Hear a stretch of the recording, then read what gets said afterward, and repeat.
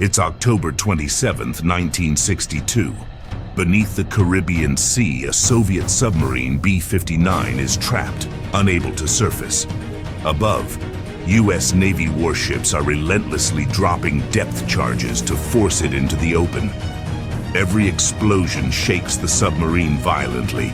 Inside the vessel, the air is stifling. Temperatures soar above 45 degrees Celsius. The crew is drenched in sweat, dehydrated and exhausted. The stress is unbearable.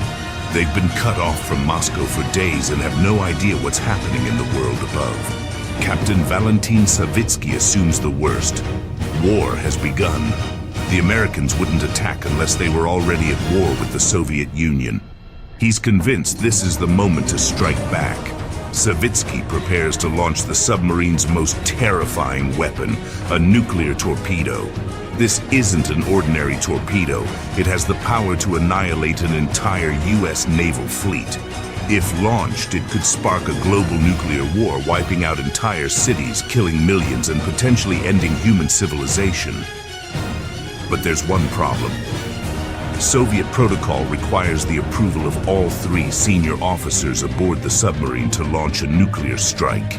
Savitsky and another officer agree to the launch. But the 3rd officer, Vasili Arkhipov, hesitates. He doesn't believe war has started. He argues that the depth charges are meant as a warning, not an attack. In the suffocating heat and chaos of the submarine, tensions erupt. Arkhipov is outnumbered. The captain is furious and insists the launch is their only option. Yet Arkhipov refuses to give his approval.